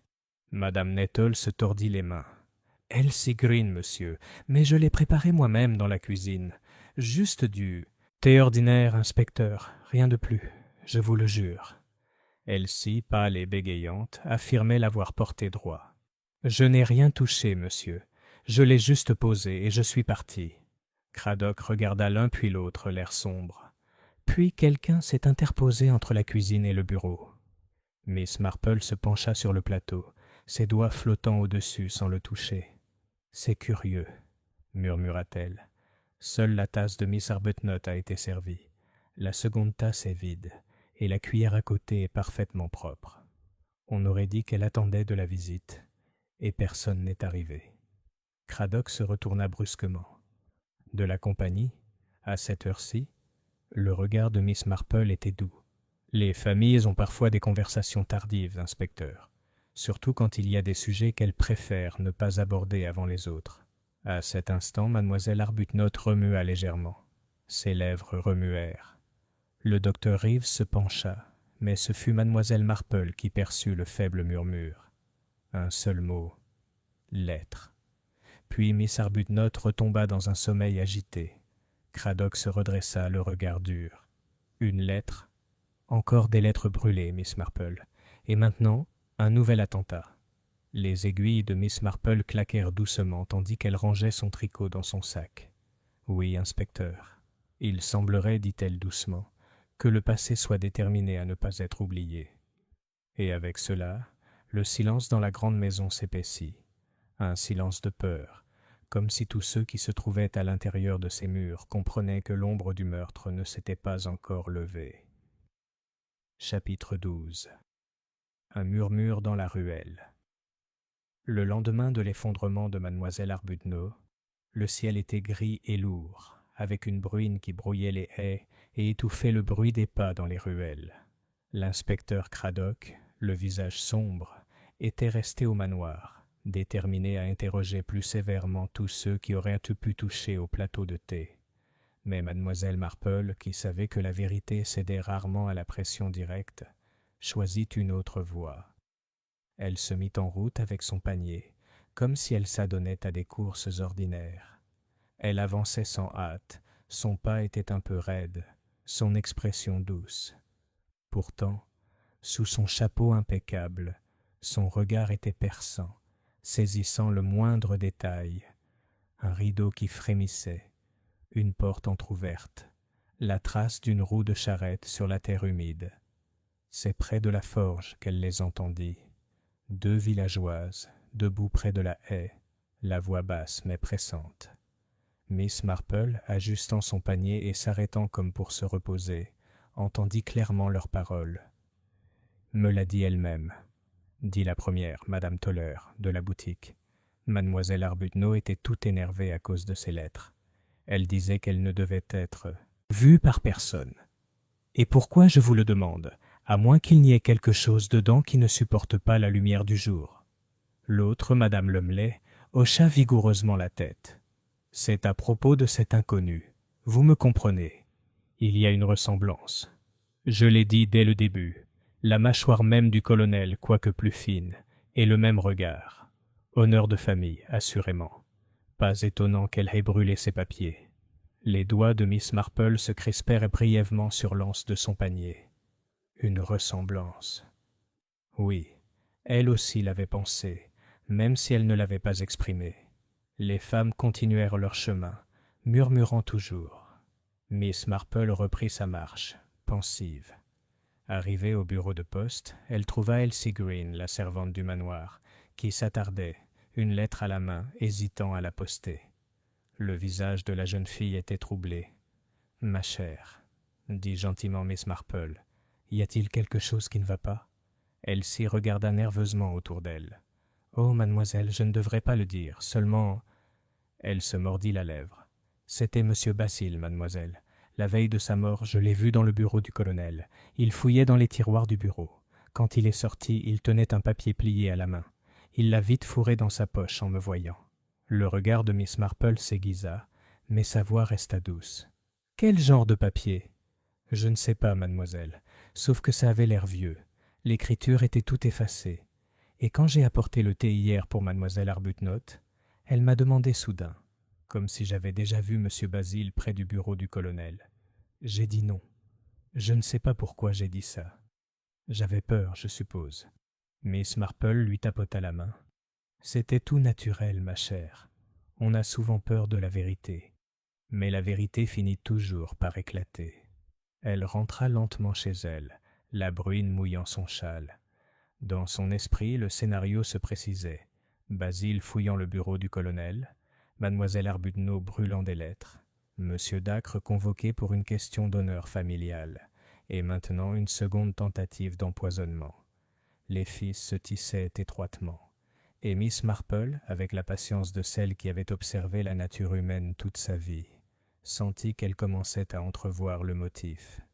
Mais elle savait aussi, avec une certitude glaciale, que le tueur n'avait pas encore fini. Chapitre 13. L'inspecteur Craddock exerce une forte pression. L'inspecteur Craddock n'était pas un homme à dramatiser, mais après l'incident avec le poison de mademoiselle Arbuthnot, il résolut de prendre des mesures plus sévères. Il convoqua toute la maisonnée dans le salon du manoir. Les cousins, les domestiques, et sur la suggestion discrète de mademoiselle Marple, monsieur Miles Dacre également. Ils arrivèrent à contre-cœur, certains pâles, d'autres indignés. Mademoiselle Arbuthnot, encore faible mais droite, s'appuyait lourdement sur sa canne. Monsieur Dacre se tenait à l'écart, réservé et vigilant. Madame Nettle se tordait les mains, Elsie Green semblait au bord de l'évanouissement, et Peabody demeurait aussi grave et immobile qu'un monument d'église. Craddock se tenait devant la cheminée, carnet à la main.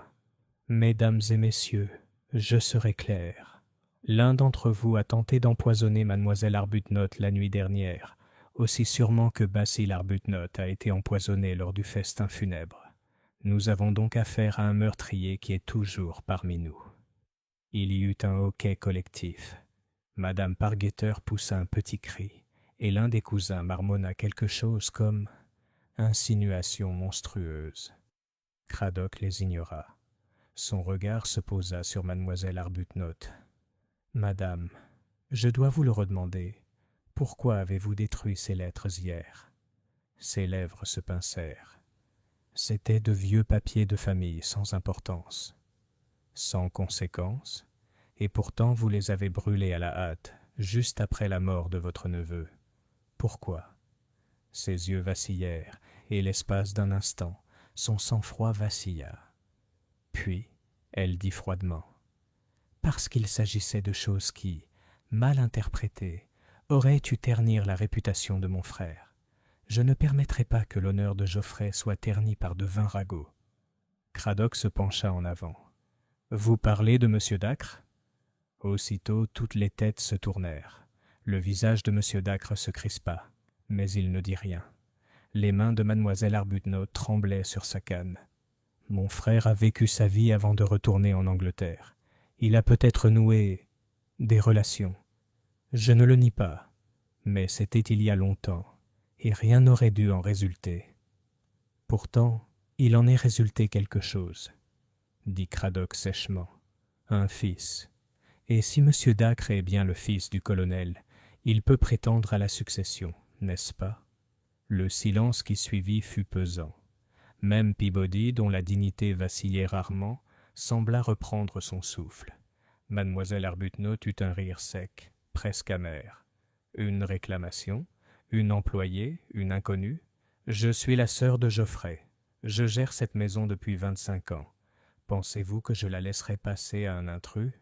La voix de Craddock était calme. « Cela ressemble fort à un mobile, mademoiselle Arbuthnot. » Son visage rougit de colère. « Je n'ai pas empoisonné Basile, et je ne me suis pas empoisonné moi-même.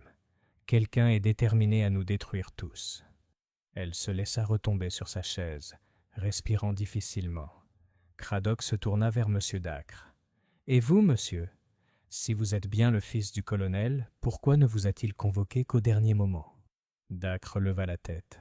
Sa voix était basse mais assurée. Je ne sais pas. Peut-être voulait-il enfin me reconnaître. Peut-être. Basile l'a-t-il découvert et a-t-il cherché à l'en empêcher? Je ne peux pas le dire. Mais je vous jure, inspecteur, que je suis venu ici uniquement à cause de la lettre du colonel.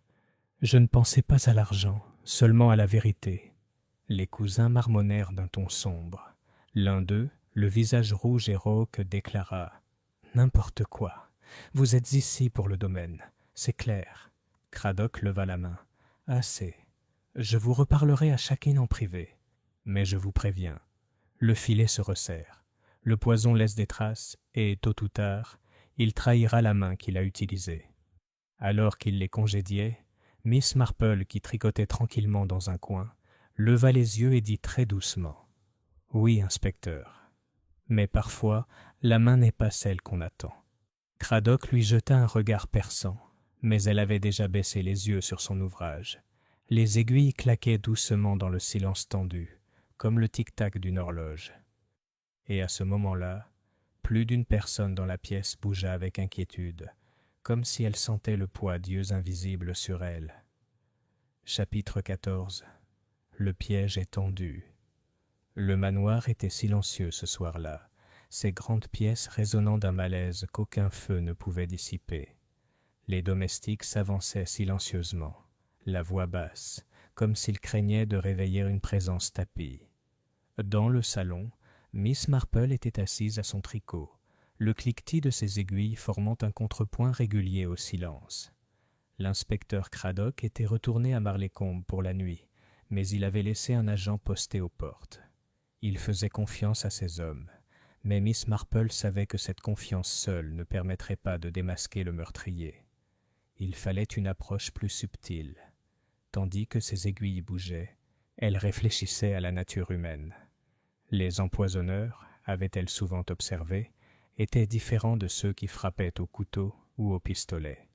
Ils préféraient l'ombre à la lumière du jour, l'indirect à l'attaque ouverte. Mais malgré toute leur ruse, ils portaient en eux une faiblesse fatale. Ils avaient besoin de voir le résultat. Un empoisonneur observe toujours. Avec cette pensée en tête, Miss Marple a conçu son petit plan. Le lendemain, alors que la maisonnée se réunissait à contre-cœur pour le petit déjeuner, Miss Marple se dirigea vers le buffet où les théières et les confitures étaient là prêtes. Elle regarda le plateau d'argent avec ses tasses et ses soucoupes et dit de sa voix douce, une voix si douce qu'elle semblait presque naïve. « Je pense qu'après tout ce qui s'est passé, il faut faire très attention à ce que l'on boit. N'importe qui pourrait être tenté de trafiquer à nouveau le thé. » Ces paroles tombèrent comme des cailloux dans l'eau calme.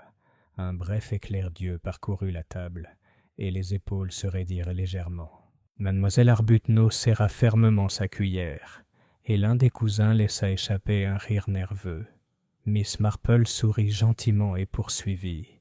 « Hier encore, Madame Bantry me racontait un incident à Sainte-Mary-Mead, une chose épouvantable, où le coupable s'est trahi sur le champ, simplement en essayant trop fort de ne pas regarder la tasse en question. Elle laissa cela en suspens, retournant à son porridge comme si cela n'avait aucune importance. Mais elle avait vu ce qu'il lui fallait, un regard, vif et coupable, jeté vers le plateau avant de s'enfuir précipitamment. Elle n'a rien dit. Pas encore. Au lieu de cela, elle passa la journée à errer tranquillement dans la maison, discutant avec Elsie dans l'arrière-cuisine, avec Peabody dans le garde-manger, avec Madame Nettle dans sa cuisine. Elle posait de petites questions sur les plateaux, les tasses, les temps de cuisson, des questions apparemment anodines, mais qui, une fois rassemblées, confirmaient ce qu'elle commençait déjà à soupçonner. Ce soir-là, elle demanda à l'inspecteur Cradock de la rejoindre à la bibliothèque. Il arriva vif et méfiant. « Vous avez quelque chose, Miss Marple ?» Ses aiguilles claquaient doucement. « Juste un peu de fil, inspecteur. Mais je pense que, si vous me le permettez, je pourrais vous montrer le modèle complet. » Les sourcils de Cradock se froncèrent. « Tu veux dire que tu es prêt à nommer le meurtrier ?» Miss Marple leva les yeux, le regard très clair. « Pas encore, inspecteur, mais je crois pouvoir les convaincre de se révéler. Il suffit de réunir les circonstances. adéquate. Et avec cela, elle a exposé son piège silencieux et astucieux, un plan qui n'impliquait rien de plus qu'une théière, un plateau de tasse et la certitude qu'un empoisonneur ne peut pas résister à un dernier geste fatal. Chapitre 15. La coupe fatale. L'après-midi suivant, Miss Marple mit discrètement son plan à exécution. Aucun mot ne fut adressé à la maisonnée, si ce n'est que l'inspecteur Craddock souhaitait que tout le monde se rassemble dans la salle à manger pour une brève enquête. Les gens arrivèrent à contre-cœur, le visage méfiant, la voix basse. Sur la grande table en chêne se trouvait un plateau en argent, poli jusqu'à l'éclat. Dessus reposait une grande théière, des tasses et des soucoupes disposées en 2 rangées bien nettes. L'air était empreint de ce silence particulier qui suit trop de chocs, tendu, impatient, comme si les murs eux-mêmes étaient à l'écoute. Craddock ouvrit vivement la séance. « Mesdames et messieurs, nous avons reçu le rapport final du laboratoire. Le poison utilisé était du cyanure, introduit à un moment donné dans la carafe à Porto, puis dans la tasse de thé de mademoiselle Arbuthnot. La question est, qui a eu l'occasion de faire les deux ? Il y eut un murmure, un mouvement de pas. Madame Pargeter murmura, « C'est inconnu, bien sûr. » Mais sa voix vacilla sous le regard perçant de Craddock. Miss Marple, assise au fond, son tricot sur les genoux, parla d'une voix douce. « C'est curieux, inspecteur, de voir comment les gens se comportent face à la tentation. Si, par exemple, il y avait une tasse déjà préparée sur ce plateau, il serait bien difficile pour le coupable de ne pas la remarquer. » Ces paroles semblaient futiles, mais Craddock remarqua la lueur dans son regard. Il fit un geste vers le plateau. « Très bien, Miss Marple, voyons voir. » La maisonnée regarda l'agent verser du thé frais dans une tasse, le remuant avec la cuillère. Puis, sur un signe de tête de Craddock, le plateau descendit lentement la table, passant devant chacun à tour de rôle. C'était simple, et pourtant, cela attirait tous les regards. Un à un, les membres de la maisonnée jetèrent un coup d'œil aux tasses, indifférents ou inquiets. Mais lorsque le plateau passa devant une certaine paire de mains, des mains généralement fermes et posées, une hésitation fugace, trahissante, se fit sentir. Les yeux se posèrent sur la tasse, puis s'éloignèrent, trop vite. Un léger tremblement parcourut les doigts. Les aiguilles à tricoter de Miss Marple s'immobilisèrent. Elle l'avait vu. Craddock aussi. Il parla sèchement. Un instant. Sa main se posa lourdement sur l'épaule du suspect. Pourquoi tant d'intérêt pour cette tasse en particulier ? Il y eut un silence, rompu seulement par le halètement de madame Pargeter, l'inspiration brusque d'Elsie et le léger cliquetis d'une cuillère tombée sur la porcelaine. La personne ainsi interpellée se raidit, son visage se vida de ses couleurs. L'espace d'un instant, la défiance s'insinua, puis se transforma en silence. La voix de Miss Marple était douce, presque pleine de pitié. « Oui, ce devait être vous. Ce schéma est unique. Vous craigniez ce que Basile avait découvert dans ses vieilles lettres, et vous craigniez ce que la présence de M. Dacre révélerait. Alors vous avez essayé de faire taire l'un, puis l'autre. Mais le poison laisse des traces, et la peur se trahit toujours. » La salle retenait son souffle, attendant. Le piège s'était refermé, et dans un instant la vérité éclaterait au grand jour. Chapitre 16. La vérité mise à nu. Le silence dans la salle à manger s'étira, tendu comme un fil de fer. La main de l'inspecteur Craddock resta fermement posée sur l'épaule du suspect, et tous les regards se tournèrent vers Miss Marple, qui, ayant posé son tricot, parla avec sa douceur habituelle. « Ce n'est pas Basile qui a été le véritable danger, » commença-t-elle d'une voix douce mais claire. Non, Basile était imprudent, négligent et beaucoup trop libre dans ses paroles, mais cela ne suffisait pas à le condamner à mort. Ce qui l'a marqué, c'est ce qu'il a découvert. Elle jeta un coup d'œil à mademoiselle Arbuthnot, assise, raide, les lèvres pincées. Il avait fouillé le bureau du colonel. Il est tombé sur des lettres, de vieilles lettres, qui prouvaient ce que beaucoup soupçonnaient, que Miles Dacre était le fils de Geoffrey Arbuthnot. Basil, je pense, comptait utiliser cette découverte à son avantage, pour forcer son oncle, ou peut-être sa tante, à lui donner de l'argent en échange de son silence. Le regard de Miss Marple se porta sur la silhouette que tenait Cradock, et cela, bien sûr, était impossible, car la vérité sur M. Dacre menaçait bien plus que les ragots. Elle menaçait l'héritage lui-même. Il y eut un mouvement dans la salle, une inspiration collective. Le colonel, à la fin de sa vie, avait préféré l'honneur au secret, poursuivit Miss Marple. Il convoqua son fils, peut-être pour enfin le saluer. Mais sa sœur, qui avait dirigé la maison et régné sur Rose Hill pendant un quart de siècle, ne supportait pas l'idée de tout perdre au profit d'un étranger. Alors elle agit. Elle glissa du poison dans la carafe, le destinant à Geoffrey lui-même. Mais Basil, avec son extravagance habituelle, but le verre fatal. Miss Arbuthnot émit un son, mi-halètement, mi-sanglot. Mais la voix de Miss Marple ne faiblit pas.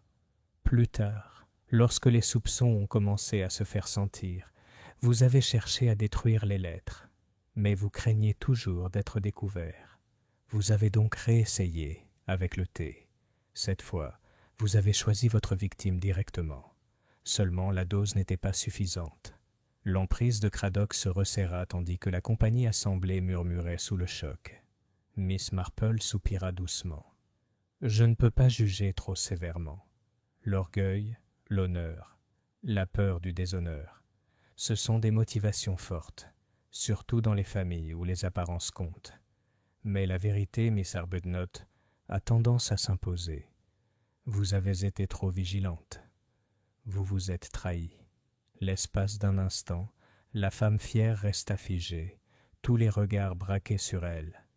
Puis, dans un souffle tremblant, elle sembla s'effondrer, son masque de sang-froid tombant. « Oui, murmura-t-elle, c'est vrai. Je ne pouvais pas laisser cela arriver. Cette maison, cette vie, tout ce qu'il me restait de Geoffrey, le voir s'emparer d'eux. » Son regard se porta sur Dacre, amer et brisé. « Par lui. Je ne pensais qu'à protéger ce qui nous appartenait. Mais Basil, ce Basil stupide et cupide, a pris ce qui ne lui était pas destiné. » Elle baissa la tête. « Je n'avais pas le choix. » Le visage de Cradock était sévère. « On a toujours le choix, madame. » Il fit signe, et le gendarme s'avança. Mademoiselle Arbuthnot ne résista pas tandis qu'on l'emmenait hors de la pièce, sa silhouette raide mais diminuée, telle l'ombre de la femme redoutable qu'elle avait été. Les autres restèrent silencieux, ébranlés. Miles Dacre se tenait près de la cheminée, l'air indéchiffrable. Il se tourna enfin vers Miss Marple. « Vous m'avez dit la vérité, » dit-il doucement.